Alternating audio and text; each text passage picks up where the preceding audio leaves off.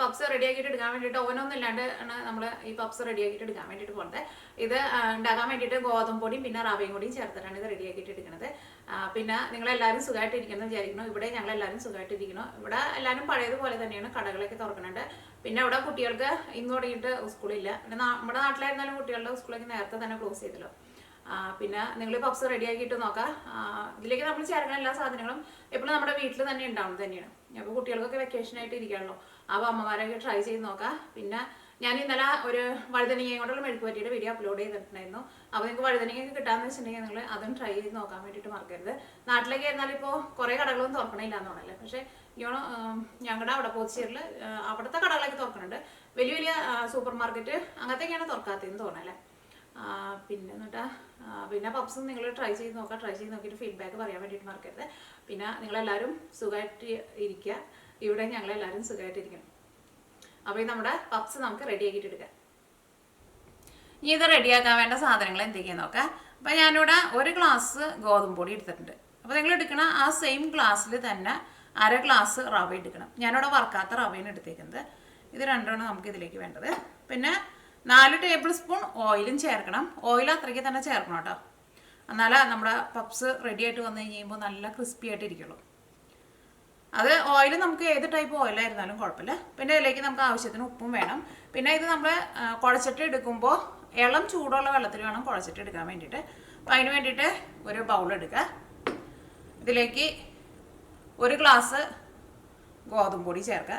ഇപ്പോൾ നിങ്ങൾ വീട്ടിൽ പൊടിപ്പിച്ചിട്ട് എടുക്കണ ഗോതമ്പ് പൊടിയാന്ന് വെച്ചിട്ടുണ്ടെങ്കിൽ ആ പൊടിക്ക് ഭയങ്കര കട്ടിയായിരിക്കും. അപ്പോൾ നിങ്ങൾ ഒരു എക്സ്ട്രാ 2 ടേബിൾ സ്പൂൺ മൈദപ്പൊടി കൂടിയിട്ട് ചേർക്കുക. എന്നിട്ട് ആ മൈദപ്പൊടി കൂടിയിട്ടുള്ള അളവ് 1 ഗ്ലാസ് എടുത്താൽ മതി. ഇതിലേക്ക് 1/2 ഗ്ലാസ് റവ എടുക്കുക. സാധാരണ നമ്മൾ ഉപ്പുമാവൊക്കെ ഉണ്ടാക്കാൻ വേണ്ടിയിട്ട് എടുക്കില്ലേ അത്. ഇതിലേക്ക് ആവശ്യത്തിന് ഉപ്പ് ചേർക്കുക.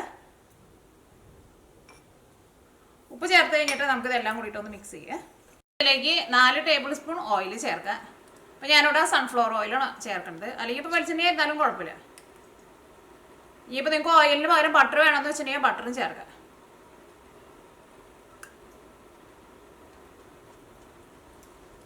ഇതെല്ലാം കൂടിയിട്ട് ഒന്നും കൂടി നന്നായിട്ടൊന്ന് മിക്സ് ചെയ്യുക. അപ്പോൾ ചിലപ്പോൾ നമ്മൾ എടുക്കണ ഗ്ലാസ് ഇപ്പോൾ വലിയ ഗ്ലാസ് ഒക്കെയാണെന്ന് വെച്ചിട്ടുണ്ടെങ്കിൽ ഇതിൻ്റെ അളവ് എങ്ങനെയാണെന്ന് വെച്ചിട്ടുണ്ടെങ്കിൽ ഓയിൽ ചേർത്ത് കഴിഞ്ഞിട്ട് നമ്മുടെ പൊടി നന്നായിട്ട് മിക്സ് ചെയ്ത് കഴിഞ്ഞിട്ട് കയ്യിലെടുത്തിട്ടുണ്ടെങ്കിൽ നമ്മൾ പുട്ടുപൊടിയുടെ നനവ് കറക്റ്റ് ആണോ എന്ന് അറിയാൻ വേണ്ടിയിട്ട് എല്ലാം കൂടിയിട്ട് ഒന്ന് ഇങ്ങനെ പിടിക്കില്ല. ഇങ്ങനെ പിടിക്കുമ്പോൾ അങ്ങനെ വിടാണ്ട് ഇങ്ങനെ ഇരിക്കണം, ഇതേപോലെ ഇങ്ങനെ ഇരിക്കണം. അപ്പോൾ ഇതേപോലെ ഇരിക്കണില്ല എന്ന് വെച്ചിട്ടുണ്ടെങ്കിൽ നിങ്ങൾ അതനുസരിച്ചിട്ട് ഓയിൽ ചേർത്ത് കൊടുക്കണം. അപ്പോൾ ഓയിൽ ഇതിനകത്ത് നന്നായിട്ട് മിക്സ് ആയിട്ടുണ്ട്. ഇതിലേക്ക് ഇളം ചൂടുള്ള വെള്ളം ഒഴിച്ചിട്ട് നമ്മൾ ചപ്പാത്തിക്ക് കുഴച്ചിട്ട് എടുക്കില്ലേ അതേപോലെ കുഴച്ചിട്ടിടുക. ഭയങ്കര തിളച്ച വെള്ളം ഒഴിക്കരുത്. സാധാരണ നമ്മൾ ഗോതമ്പ് പൊടി നനയ്ക്കുന്നതിനേക്കാളും ഒരു പൊടിക്ക് വെള്ളം കൂടുതൽ ഒഴിച്ചിട്ട് കുഴച്ചിട്ടെടുത്തു. കാരണം ഇതിനകത്ത് ഈ റവ നമ്മളിതൊന്ന് 10 മിനിറ്റ് റെസ്റ്റ് ചെയ്യാൻ വേണ്ടിയിട്ട് വെക്കാം. അപ്പോൾ ഈ റവ ഇരുന്നിട്ട് ഒന്ന് കുതിരുകയും ചെയ്യും. അപ്പോൾ ഇതിനകത്ത് വെള്ളത്തിൻ്റെ അളവ് നല്ല കറക്റ്റ് ആയിട്ടുണ്ട്. പാത്രത്തിന്മേൽ ആയിരുന്നാലും ഒട്ടും ഒട്ടിപ്പിടിക്കണില്ല. മാവായിരുന്നാലും നല്ല സോഫ്റ്റ് ആയിട്ട് വന്നിട്ടുണ്ട്. ഇതിപ്പോൾ കുറച്ച് വെള്ളം കൂടുതൽ പോലെയാണ് ഇരിക്കുന്നത് ചപ്പാത്തിനേക്കാളും. പക്ഷേ ഇത് നമ്മളൊരു 10 മിനിറ്റ് റെസ്റ്റ് ചെയ്യാൻ വേണ്ടിയിട്ട് വെക്കുമ്പോൾ ഇതിൻ്റെ ആ റവയും കൂടിയിട്ടാണ് കുതിർന്നിട്ട് ഇതൊരു കറക്റ്റ് ഭാഗമായിട്ട് വരും. ഞാനിവിടെ കൗണ്ടർ ടോപ്പ് ഇട്ടിട്ട് നല്ല സോഫ്റ്റായിട്ട് കുഴച്ചിട്ട് എടുക്കുന്നുണ്ട്. സോഫ്റ്റായിട്ട് നമ്മൾ കുഴച്ചിട്ട് എടുത്തിട്ടുണ്ട്. ഇനി ഇതൊരു 10 മിനിറ്റ് ഒന്ന് റെസ്റ്റ് ചെയ്യാൻ വേണ്ടിയിട്ട് വയ്ക്കാം. റെസ്റ്റ് ചെയ്യാൻ വേണ്ടിയിട്ട് വയ്ക്കുമ്പോൾ ഇതിൻ്റെ മുകളിൽ കുറച്ച് ഓയിൽ ഇതേപോലെ കൈ കൊണ്ട് ജസ്റ്റ് ഒന്ന് തൂത്ത് കൊടുക്കുക. ഇത് തുറന്ന് വയ്ക്കരുത്, മൂടി വയ്ക്കുക. ക്യാരറ്റും ഉരുളൻകിഴങ്ങും ഇതേപോലെ ഇങ്ങനെ ഗ്രേറ്റ് ചെയ്തിട്ടാണ് എടുത്തേക്കുന്നത്. ഇതേപോലെ ഇങ്ങനെ ഗ്രേറ്റ് ചെയ്യുന്നതൊക്കെ നമ്മുടെ വീട്ടിലുണ്ടാവുമല്ലോ, അതൊന്ന് വെച്ചിട്ട് ജസ്റ്റ് ഇങ്ങനെ ഉറച്ചിട്ട് എടുക്കുക. ഇതിലേക്കുള്ള മസാല റെഡിയാക്കാൻ വേണ്ടിയിട്ട് ഒരു പാൻ വെച്ചിട്ട് ചൂടാക്കുക. ഇതിലേക്ക് ആവശ്യത്തിനുള്ള ഓയിൽ ചേർക്കുക. ഓയിൽ നിങ്ങൾക്ക് ഇഷ്ടമുള്ള ഓയിൽ എടുക്കുക. ഓയിൽ നന്നായിട്ട് ചൂടായിട്ടുണ്ട്. ഇനി ഇതിലേക്ക് 1/2 ടേബിൾ സ്പൂൺ ചെറിയ ജീരകം ചേർക്കുക. ചെറിയ ജീരകം നന്നായിട്ടൊന്ന് മൊരിയിട്ട് തീ നന്നായിട്ട് കുറച്ച് വയ്ക്കുക. അപ്പോൾ നമ്മുടെ ജീരകം മൊരിഞ്ഞിട്ടുണ്ട്. ഇനി ഞാനിവിടെ ഒരു മീഡിയം സവോളയുടെ പകുതി നല്ല ചെറുതായിട്ട് കട്ട് ചെയ്തിട്ട് എടുത്തിട്ടുണ്ട്. പിന്നെ പച്ചമുളക്, ഇത് 2 ഫസ്റ്റ് ചേർക്കുക. അപ്പോൾ ഈ സവോളയുടെ വെള്ളമൊക്കെ ഒന്ന് വലിഞ്ഞിട്ടുണ്ട്. സവോളയ്ക്ക് ഏതായാലും ചെറുതായിട്ടൊന്ന് സോഫ്റ്റ് ആയി തുടങ്ങിയിട്ടുണ്ട്. ഞാൻ ഇതിലേക്ക് 1 ടേബിൾ സ്പൂൺ ജിഞ്ചർ ഗാർലിക് പേസ്റ്റാണ് ചേർക്കുന്നത്.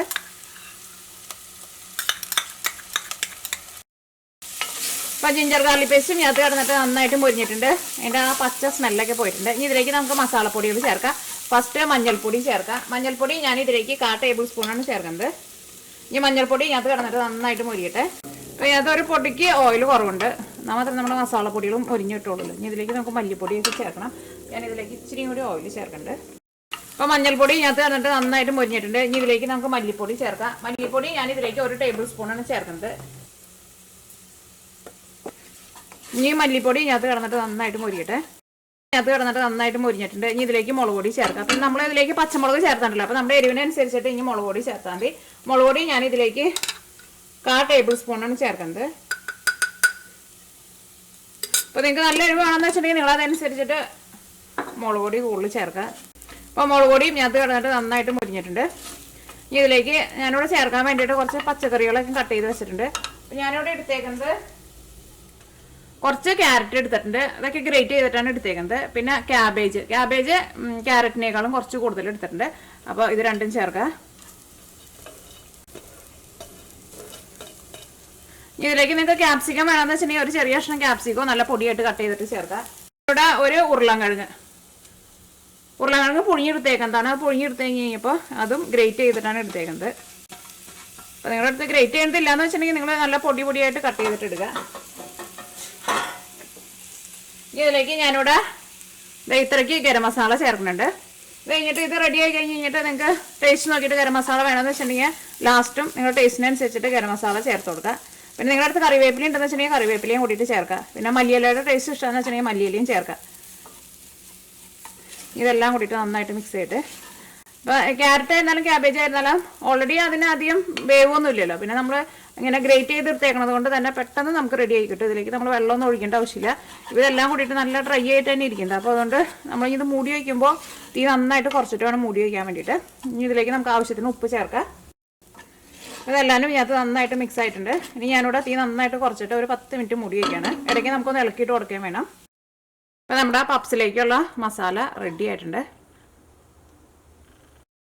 ഇപ്പോൾ ഇത് 10 മിനിറ്റ് നമ്മൾ റെസ്റ്റ് ചെയ്യാൻ വേണ്ടിയിട്ട് വെച്ചിട്ടുണ്ടായിരുന്നു. ഇപ്പോൾ നമ്മുടെ ഈ മാവ് ഒന്നും കൂടി നല്ല സോഫ്റ്റ് ആയിട്ട് വന്നിട്ടുണ്ട്. ഈ ഒന്നും കൂടി ഇത് നന്നായിട്ടൊന്ന് കുഴച്ചിട്ടെടുക്കുക. ഇനി ഇതിൽ നിന്ന് നമുക്ക് കുറച്ച് വലിയ ഉരുള എടുക്കുക. അത് കയ്യിൽ വെച്ചിട്ട് ഒന്നും കൂടി നന്നായിട്ടൊന്ന് കുഴച്ചിട്ടെടുക്കുക. അപ്പോൾ ഒന്നുകൂടി നല്ല സോഫ്റ്റ് ആയിട്ട് വരും.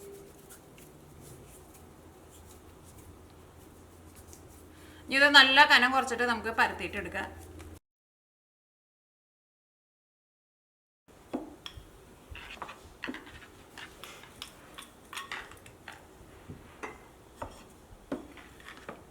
അപ്പോൾ നല്ല കനം കുറച്ചിട്ട് പരത്തിയെടുത്തിട്ടുണ്ട്.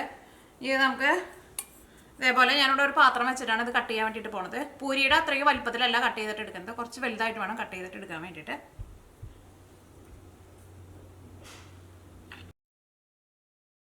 ഇനി ഇതിൽ നിന്ന് ഓരോ പീസായിട്ട് എടുക്കുക. ഇത് ഒന്നും കൂടി ഒന്ന് പരത്തി കൊടുക്കുക.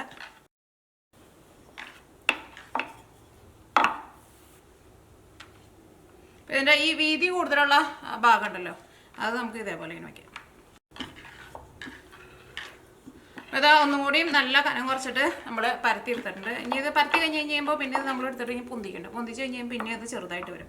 ഇനി നമുക്ക് ഇതിൻ്റെ ഉള്ളിലേക്ക് നമ്മുടെ ഫില്ലിങ് വയ്ക്കാം. ഇതിൻ്റെ സെൻറ്ററിലായിട്ട് വയ്ക്കാം.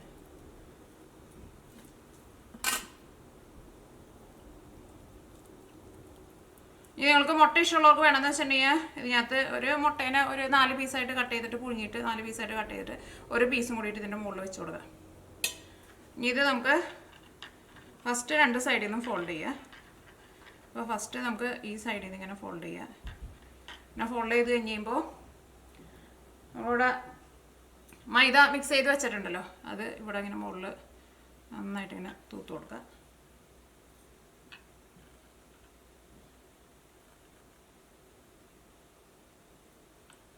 ഇനി നമ്മൾ ഈ സൈഡിൽ നിന്ന് ഈ സൈഡ് ഉണ്ടല്ലോ, ഈ സൈഡ് ഇങ്ങോട്ടേക്ക് ഇങ്ങനെ ഫോൾഡ് ചെയ്യുക. എന്നിട്ട് നമ്മൾ ആ മൈദ വെച്ച് കൊടുത്ത് നമ്മളിങ്ങനെ ഒട്ടിച്ചു കൊടുക്കുക. അടിയിലേക്കും ഒട്ടിച്ചു കൊടുക്കുക.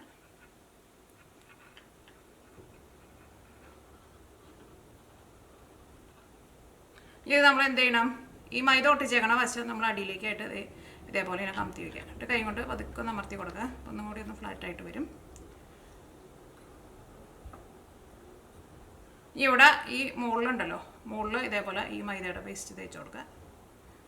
ഇത് അത്യാവശ്യം നന്നായിട്ട് നമ്മുടെ ഈ മസാല ഇരിക്കണം അവിടെ വരെ നന്നായിട്ട് ഇങ്ങനെ തേച്ച് കൊടുക്കുക. ഇവിടെ പൊന്തിരിക്കണില്ലേ, അവിടെ അടിയിലേക്ക് ഒന്ന് തേച്ച് കൊടുക്കുക. കുറച്ച് അടിയിലേക്ക്, ഫുള്ളായിട്ട് അടിയിലേക്ക് പോകണ്ടേ. അപ്പോൾ അങ്ങനെ കിട്ടിയില്ലേ. ഇത് നമ്മൾ ഈ സൈഡൊന്ന് പ്രസ് ചെയ്തിട്ട് ഇത് ഇങ്ങോട്ടേക്ക് ഇങ്ങനെ മടക്കാം. ഉൾട്ടാന്ന് വെച്ചിട്ടുണ്ടെങ്കിൽ തിരിപ്പിച്ചിട്ട് ഇങ്ങനെ മടക്കാം.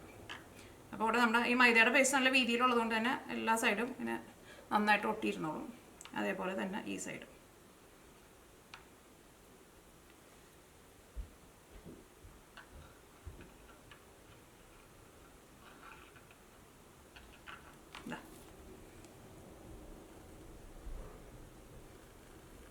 ഒന്നും കൂടി ഒന്ന് കൈ കൊണ്ടൊക്കെ ഒന്ന് പ്രസ് ചെയ്തിട്ട് എല്ലാ സൈഡും നന്നായിട്ടൊന്ന് ഒട്ടിച്ചു കൊടുക്കുക. ഒന്ന് കനം കൂടിയൊക്കെ ഇരിക്കണ്ടെങ്കിൽ ഒന്ന് പതുക്കെ ഒന്ന് പ്രസ്സൊക്കെ ചെയ്ത് കൊടുക്കുക. അപ്പോൾ കണ്ടില്ലേ? അപ്പോൾ ഇതേപോലെ ഇങ്ങനെ കിട്ടും. അപ്പോൾ ഇനി ബാക്കിയുള്ളതെല്ലാവരും ഇതേപോലെ തന്നെ റെഡി ആക്കിയിട്ട് എടുക്കുക. അപ്പോൾ നമ്മൾ ഷീറ്റ് കട്ട് ചെയ്തിട്ട് എടുക്കുമ്പോൾ പ്രത്യേകം ശ്രദ്ധിക്കുക, ഒരുപാട് ഭയങ്കര ചെറുതായിട്ട് നമ്മൾ കട്ട് ചെയ്തിട്ട് എടുക്കരുത്. ഇതേപോലെ ഇത്രയ്ക്ക് വലുപ്പം വേണം. പിന്നെ നമ്മളിത് ഒന്നും കൂടി പരത്തിയിട്ട് എടുക്കുമ്പോൾ ഒന്നും കൂടി നമുക്കൊരു വലുപ്പം കിട്ടുകയും ചെയ്യും. ഇനി ഇത് ഓരോന്നായിട്ട് ഇതിലേക്ക് ഇടാം. നമുക്ക് ഒരു മീഡിയം ഫ്ലെയിമിൽ ഇട്ടിട്ട് വേണം ഫ്രൈ ചെയ്തിട്ട് എടുക്കാൻ വേണ്ടിയിട്ട്.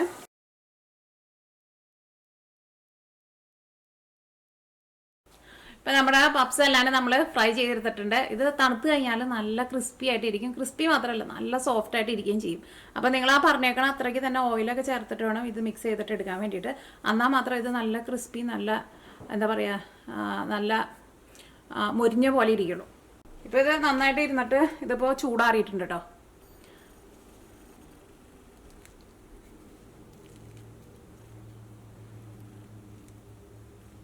ഇതിൻ്റെ ഉള്ളിൽ കണ്ട നല്ല സോഫ്റ്റായിട്ടാണ് ഇത് ഇരിക്കുക. ഈ നമ്മുടെ പുറത്താ ഇതുണ്ടല്ലോ, ഇത് നന്നായിട്ട് മുരിഞ്ഞ കണ്ട നല്ല സോഫ്റ്റായിട്ട് ഇരിക്കും ഇത്.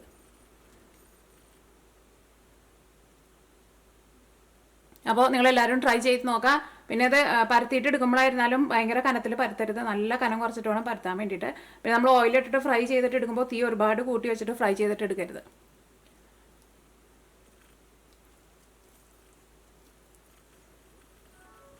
അപ്പോൾ നിങ്ങളെല്ലാവരും ട്രൈ ചെയ്ത് നോക്കുക. ട്രൈ ചെയ്ത് നോക്കിയിട്ട് ഫീഡ്ബാക്ക് പറയാൻ വേണ്ടിയിട്ട് മറക്കരുത്.